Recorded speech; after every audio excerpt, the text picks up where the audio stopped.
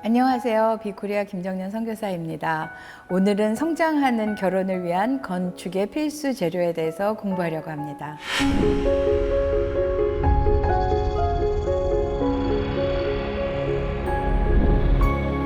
우리가 앞전 시간에서 10일과 건강한 결혼의 유지를 공부하고 있는데요. 앞에는 2개까지 공부했습니다. 더 깊은 성장까지 공부했고, 오늘은 3번째, 성장하는 결혼을 위한 건축의 필수 재료, 은혜, 헌신, 수용에 대해서 공부하고, 그 다음에 이제 전체 11과에 대한 결론을 내보려고 합니다. 성장하는 결혼을 위한 건축의 필수 재료, 결혼의 연합을 지어가는데 필요한 건축용 블럭은 다음과 같다. 그래서 은혜와 헌신과 수용을 이야기하고 있습니다. 사실 이것은 이제 저희 학습서에도 나와 있지만 크랩이 쓰신 결혼 건축가라는 책에 나와 있는 내용들이에요. 근데 사실 여기에 보면 크랩이란 이 결혼 건축가를 쓰신 분이 은혜와 헌신이나 수용이라는 3가지의 블럭을 찾기 전에 더 많은 여러 가지 블럭들을 소개하십니다. 뭐 이런저런 여러 가지 블럭들을 소개하시면서 더 많은 것들이 또 필요할 수도 있겠지만 그분이 그 여러 가지의 블럭 중에서 3가지를 뽑으신 것이 은혜와 헌신과 수용입니다. 크랩 박사가 생각하기에 그 성장하는 결혼을 위해서 필요한 건축 재료에 적어도 이 3가지의 블럭은 있어야 되겠다라고 이제 생각을 하셔서 우리한테 하나하나 설명하시면서 소개를 해주고 계십니다. 순서가 굉장히 중요하다고 이야기하세요. 그래서 우선 은혜를 가지지 않고는 참된 헌신을 가질 수 없기 때문에, 그리고 상대에게 헌신되어 있지 않고는 그를 수용해야 할 때 수용할 수가 없다라는 거죠. 그래서 크랩 박사가 이 책에서 이야기하신 것은 은혜, 헌신, 수용 3개의 블럭이 중요한데 여기에서 더욱더 중요한 것은 순서다, 그렇게 이제 이야기하고 계시죠. 그래서 이제 우리가 순서를 한번 살펴보면 이렇습니다. 처음에 은혜라는 블럭이 맨 밑에 있어야 된다는 거죠. 헌신이 밑으로 가면 안 되고, 은혜라는 블럭이 제일 밑에 있어야 되고, 그 위에 헌신이라는 그런 자료가 올라가야 되고, 은혜 위에 쌓여진 헌신, 그 위에 수용이라는 블럭이 올라가야 된다. 그래서 이 3가지가 중요한데 이 순서도 굉장히 중요하다, 꼭 기억해라, 그런 이제 이야기가 이 크랩 책에 나오고 있습니다. 그러니까 여러분께서 성장하는 결혼을 위한 건축의 필수 재료 3가지, 은혜와 헌신과 수용이 있는데, 가능하다면 여러분이 이 그림을 머릿속에 이렇게 넣어두시면 외우기가 쉬우시겠죠? 맨 밑에 은혜가 있고, 그 위에 헌신이 있고, 그 위에 이제 수용이 쌓여지는 이 그림을 여러분이 기억하시면 이 전체 내용을 이해하시는데 많이 도움이 될 것 같습니다. 그래서 첫 번째로, 그러면 과연 은혜는 뭔가, 우리가 이제 은혜를 한번 살펴보려고 합니다. 기혼자 대부분은 사는 동안 어떤 시점에서 만족스러운 부부 생활을 더 이상 지속시킬 수 있는 희망이 없다라고 느끼는 그런 때가 온다라는 거죠. 도대체 우리 부부는 희망이 없어, 여기엔 더 이상 희망이 없어 라고 이야기하는 경우가 오고, 그런 때가 오기도 한다라는 거죠. 악화된 결혼 생활을 개선하기 위해 할 수 있는 것이 아무것도 없는 것처럼 보이는 때에 어디에서 우리는 지속할 힘을 찾을 수 있을까? 정말 우리의 이 결혼 생활이 악화돼서 이제 더 이상 출구가 보이지 않는다라는 거죠. 개선할 수 있는 아무것도 없다, 이제는 벼랑 끝에 이르렀다 라고 생각할 때에도 우리가 혹시라도 지속할 힘을 찾을 수 있는 곳이 있을까? 3번째로, 그리스도 안에 있는 신앙인에게는 특별한 기회가 있다라는 거죠. 사랑의 하나님의 무한한 은혜에 의존할 수가 있다. 하나님의 은혜는 무한하기 때문에 여기에 의존할 수 있다라는 거죠. 저는 늘 그리스도인의 결혼을 이제 강의하면서 내가 그리스도인의 결혼을 강의해서 얼마나 감사한지, 보통 결혼에서는 이쪽으로 진도를 나갈 수가 없잖아요. 그리스도 안에 있는 신앙인으로 진도를 나갈 수가 없다면 우리는 무한하신 하나님의 은혜조차 기대할 수가 없는 거죠. 그래서 그리스도인의 결혼만이 가지고 있는 해결책이고, 정말 세상에 있는 많은 결혼들이 어서 속히 빨리 그리스도 안으로 들어오기를 기도할 수밖에 없는 그런 일인 것이죠. 그러나 그리스도인 부부, 크리스찬 메리지에 있어서는 정말로 하나님의 무한하신 은혜가 있기 때문에 우리가 이렇게 답답하고 절벽에 이르렀을 때 같은 그런 절박한 심정, 절박한 상황에서도 길이 있다라는 것을 우리가 깨달을 수 있다라는 거죠. 그래서 우리의 책임은 배우자를 내가 원하는 식으로 이끌어가는데, 바꾸려는 데 있는 게 아니에요. 정말 기억해야 될 것은 오직 하나님을 기쁘시게 하려는 뜻에서 인생의 사건들을 반응해 나가도록 하는 것이다. 배우자를 내 뜻대로 바꾸는 게 아니다라는 거죠. 배우자가 하나님의 뜻 안에서 그의 인생을 살아갈 수 있도록 하는 것, 그것이 정말 중요한 것이고, 부부가 희망의 기초 위에서 성경적으로 살기 위해 힘써 간다면 최악의 결혼에 왔더라도 소망을 가져야 한다. 그 이유는 하나님의 진리 안에 깊이 뿌리 박고 있기 때문이다. 만일 하나님의 진리 안에 깊이 뿌리를 박고 있다면 우리의 눈으로 보기에 그것이 최악의 결혼이라 할지라도 소망을 가질 수 있다라는 거죠. 그렇죠? 어떤 상황도 절망하는 게 당연할 만큼 나쁘거나 어렵다고 생각하면 안 된다. 인생의 사건들이 우리를 넘어지게 할 때, 우리를 좌절시킬 때, 그때가 바로 하나님의 은혜의 보좌 앞에 나아갈 때이기 때문이다. 그런 이야기죠. 우리가 정말 절망했을 때, 우리가 정말 좌절했을 때, 우리가 정말 길이 없다고 생각했을 때가 바로 하나님 은혜의 보좌에 나아갈 때다. 그죠? 그러면서 이제 우리 학습서가 이야기하고 있습니다. 우리 인생에 하나님의 은혜로 충분치 않을 사건이란 도무지 존재하지 않는다. 하나님의 은혜로 해결하지 못할 일은 도무지 없다. 여러분에게 이런 믿음이 있는가? 절망은 하나님을 무능한 분으로 만드는 것입니다. 더 이상 길이 없다라고 말하는 것은 하나님은 정말 능력이 없으셔. 하나님은 무능한 분이야 라고 고백하는 것과 같다라는 거죠. 그러나 선택은 우리에게 달렸습니다. 선택은 우리에게 달렸어요. 절망은 하나님을 무능한 분으로 만든다라는 것을 우리가 얼마나 믿느냐에 따라서 우리의 선택이 결정되겠죠.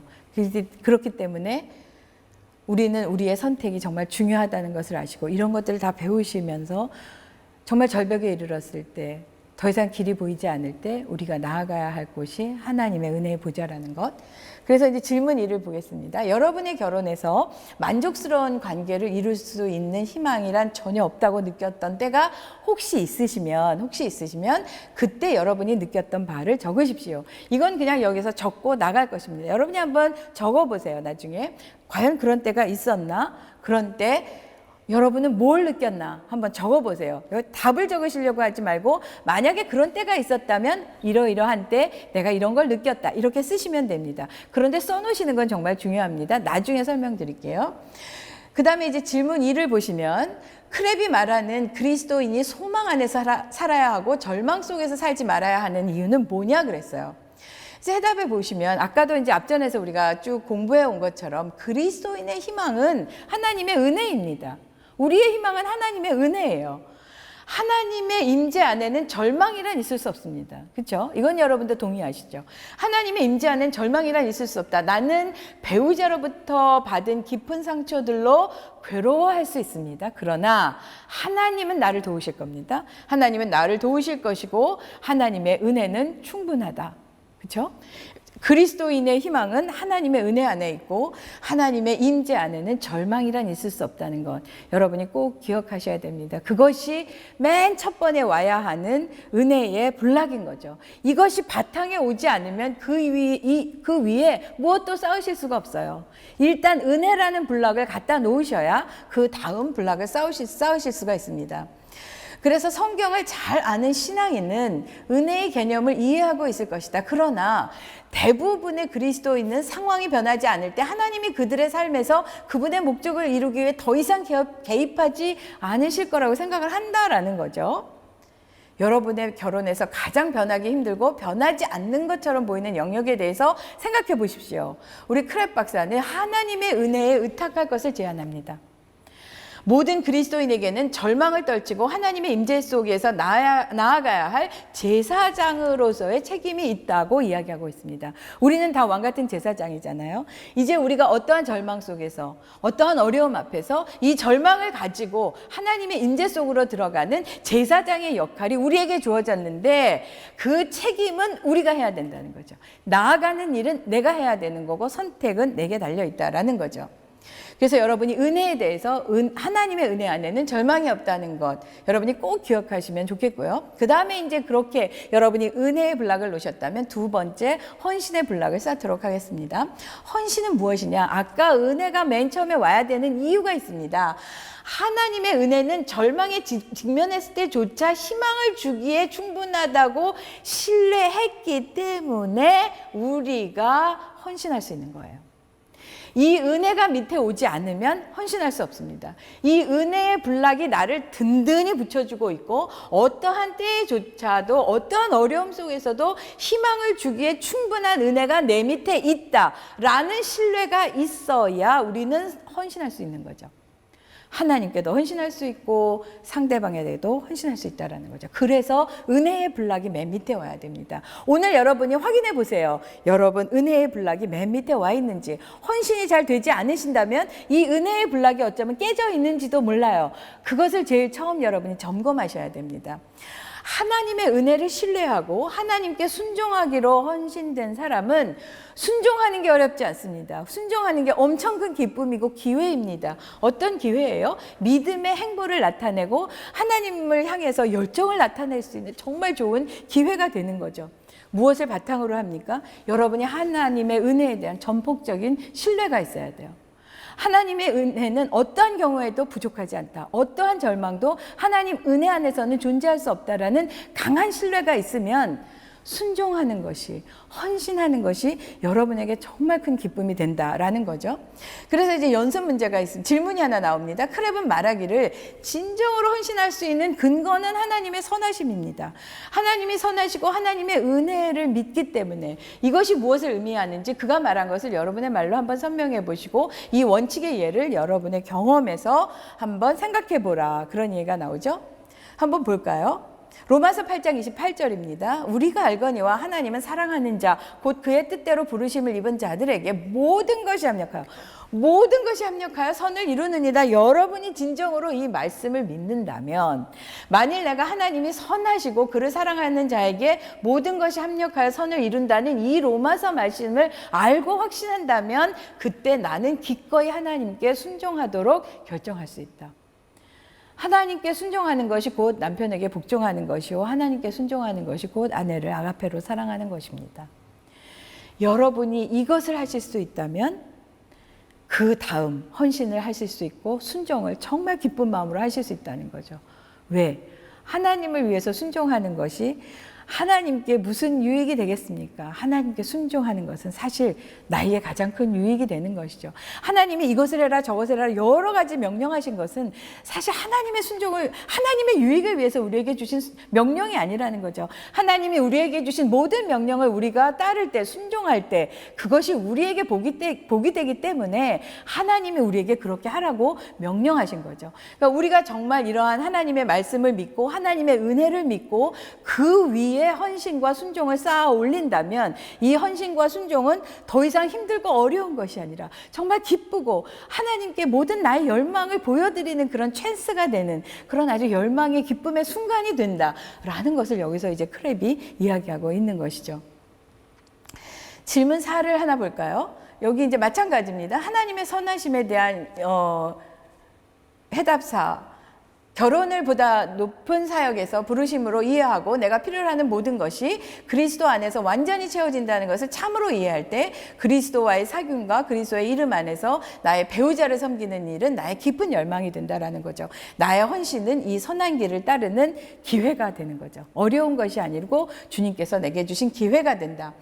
그래서 이제 질문 5에 보시면 결혼해서 그리스도에게 순종하는데 헌신하는 것과 인생의 다른 영역에서 그리스도에게 순종하는 것과 어떻게 같은지 여러분의 말로 설명해 보십시오. 해답에 보시면 길게 써놨습니다. 같다라는 의미죠. 보시면 그리스도에게 순종하기로 헌신하는 것은 나의 인생의 다른 영역 안에서 그리스도에게 순종하는 것과 동일하다. 왜냐하면 그리스도를 위해서 복종하는 모든 행위는 인생의 계획된 목적을 완수하는 것이고 구세주를 기쁘게 하는 일이다라는 거죠. 그렇기 때문에 더군다나 하나님은 선하시기 때문에 인생의 모든 영역에서와 같이 결혼에서의 순종은 신실한 그리스도인에게 기쁨을 가져다 주는 행위가 된다라는 거죠. 그러니까 결혼 안에서 그리스도께 순종하는 것은 다른 모든 인생의 영역에서 하나님께 순종하는 것과 똑같은 거라는 거죠. 하나님이 순종하라고 하신 여러 가지 항목 중에 하나지, 결혼해서 남편에게 복종하라는 그 하나님의 명령에 순종하고 아내를 아가페로 사랑하라는 그런 명령에 순종하는 것이 별개의 것이 아니다라는 거죠. 이 이야기는 다시 말해서 하나님께 다른 영역에서 순종하는 사람은 결혼 생활에서도 역시 순종한다라는 거죠. 순종의 개념은 하나님에 대한 나의 태도이기 때문에, 하나님에 대한 나의 태도가 순종일 때 상대방에게 헌신할 수 있는 거죠. 그렇기 때문에 상대방에게 헌신할 수 없을 때 상대방보다는 여러분이 하나님께 순종하고 있는가를 점검해 보셔야 되는 이유이기도 합니다. 내가 남편에게 순종하기가 어렵고 남편에게 복종하기가 어렵고 아내를 아가페로 사랑할 수 없을 때 그것은 반드시 배우자의 탓이라기보다, 환경의 탓이라기보다 어쩌면 나와 하나님과의 관계 속에서 내가 하나님께 지금 순종하지 못하고 있는 어떤 이유가 있기 때문일 수도 있다라는 거죠.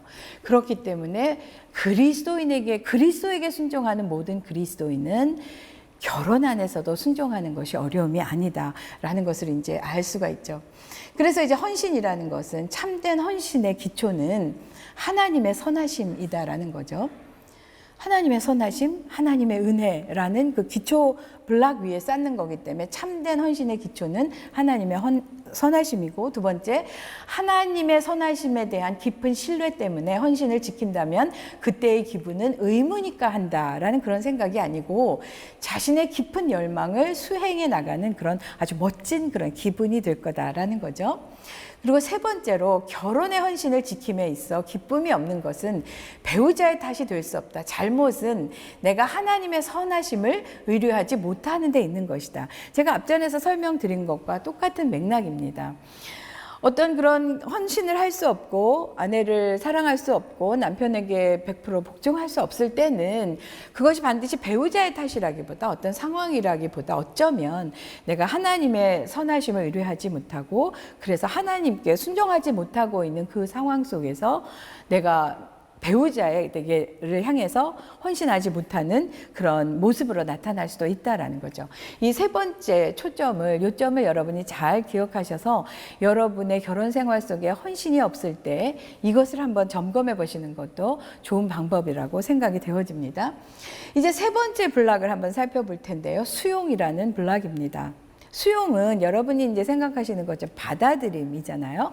그래서 이제 맨 밑에는 하나님의 은혜라는 아주 든든한 그런 블락 위에다가 이제 헌신이라는, 그렇죠? 은혜를 든든히 믿기 때문에, 하나님의 선하심을 든든히 믿기 때문에, 이게 전혀 무리가 없기 때문에, 하나님의 은혜 안에는 어떠한 절망도 없다는 것을 확실히 믿기 때문에 여러분이 헌신하셨어요.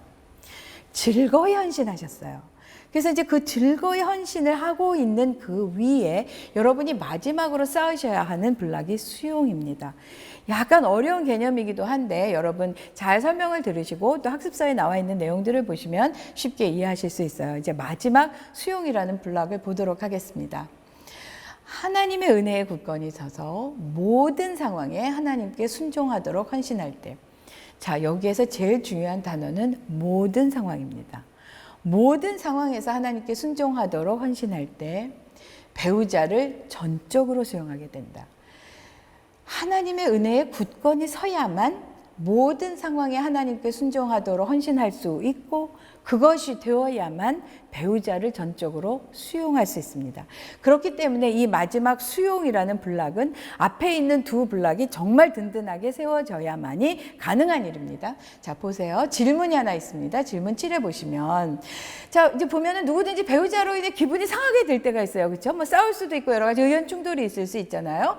그럴 때 두 가지 반응이 있어요. 하나는 결정이 있고 하나는 감정이 있다라는 거예요. 그러면 결정은 뭐고 감정은 뭐냐라는 거죠. 그리고 그 차이는 뭐냐? 결정은 사건에 대한 행동입니다. 이거는 뭐냐 하면, 자, 싸웠어요. 거기에 대해서 어떠한 행동을 내가 취할 것이냐는 내가 결정하는 일이라는 거죠. 사건에 대해서 내가 어떤 결정을 할 것인가는 결정입니다. 뭐냐 하면은 내가 섬길 것이냐, 조작할 것이냐. 내가 이 사건을 통해서 섬기는 행동을 보일 것이냐, 조작하는 행동을 보일 것이냐.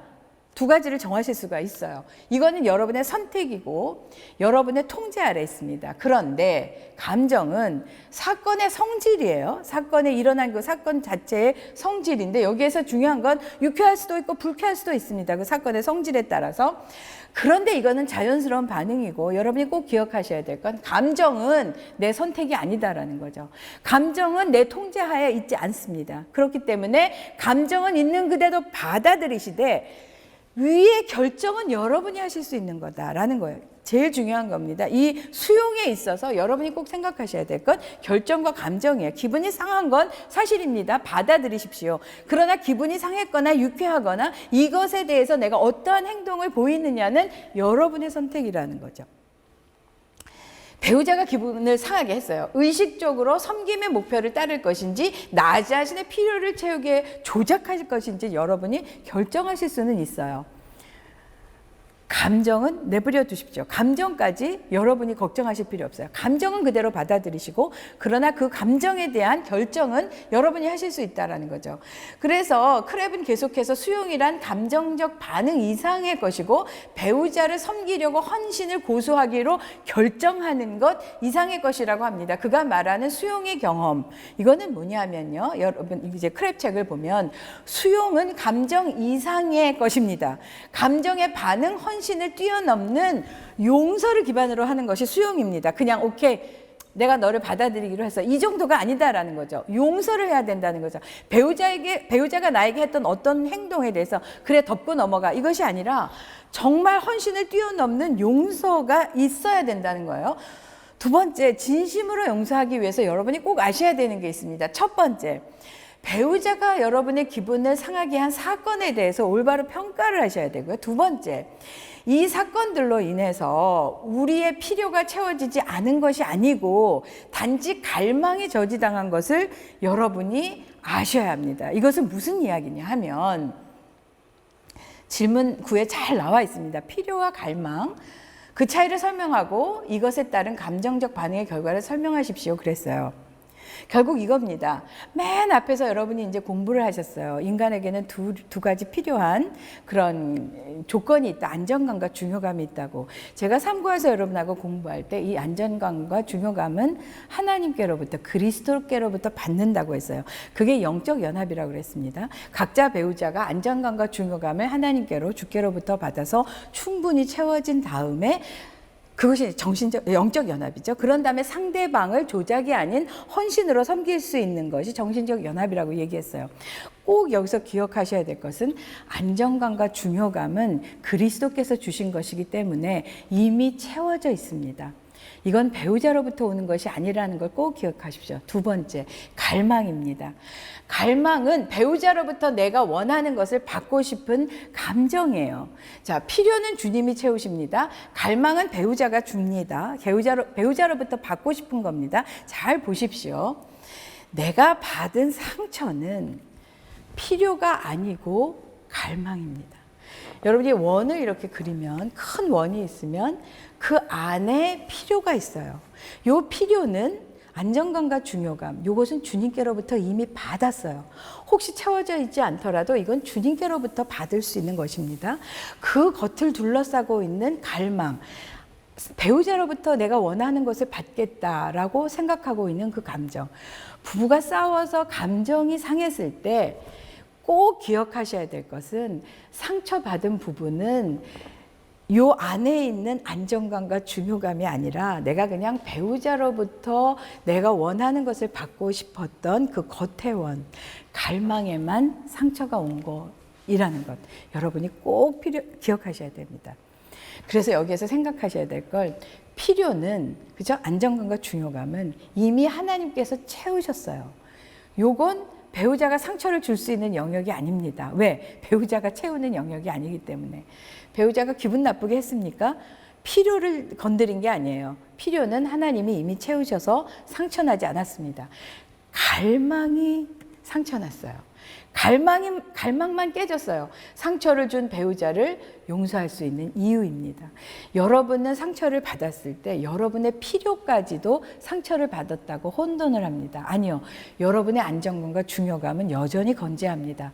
그것은 하나님이 주시는 거거든요. 너 정말 중요한 존재고 넌 정말 안전한 존재야 라고 말하는 건 하나님이지 배우자가 아니라는 거죠. 이 안정감과 중요감은 영적 연합을 통해서 각자가 하나님께로부터 받아야 되기 때문에 정말 중요한 것은 여러분이 배우자한테 상처를 받았다고 해서 필요가 깨진 게 아니다라는 거죠. 안정감과 중요함은 건재합니다. 왜? 하나님이 주시는 거니까. 여러분 상처받은 부부는 그저 겉에 내가 남편이나 아내로부터 상처받지 않고 싶었던 그 갈망이 깨진 것 뿐입니다. 그것은 회복하면 되죠. 그렇기 때문에 용서할 수 있는 거예요. 왜? 안정감과 중요감은 여전히 나한테 있기 때문에 내 갈망만 깨졌으니 내가 당신을 섬김으로 이것을 극복하겠다. 용서의 개념이 들어올 수 있다라는 거죠. 그래서 마지막 수용의 블락이 용서를 기반으로 하면서 은혜와 헌신과 그 위에 놓일 수가 있다라는 거예요. 그래서 이제 이 전체적인 결론을 한번 살펴보도록 하겠습니다. 11과 전체의 결론입니다. 어느 장군이 말했듯이 전쟁을 이기는 유일한 길은 전쟁을 막는 것이다 그랬어요. 무슨 뜻인지 아시겠죠? 나쁜 결혼만큼 나쁜 것이 없다. 그러나 좋은 결혼만큼 좋은 결혼도 없다라고 이야기합니다. 이 과정을 통해서 여러분의 결혼 관계를 개선할 수 있는 영역이 무엇인지 알게 되었기를 저희가 진심으로 바라고요. 그 다음에 성공적이고 또 성장하는 결혼을 위하여 손쉬운 일정한 방식이 없습니다. 헌신과 수고를 필요로 합니다. 하나님께서 풍성하고도 만족스러운 부부관계를 향하여 나가는 두 사람의 여정을 축복하시기 바랍니다. 긴 시간 동안 수고 많이 하셨고요. 저희 강의는 이것으로 마치겠습니다. 감사합니다.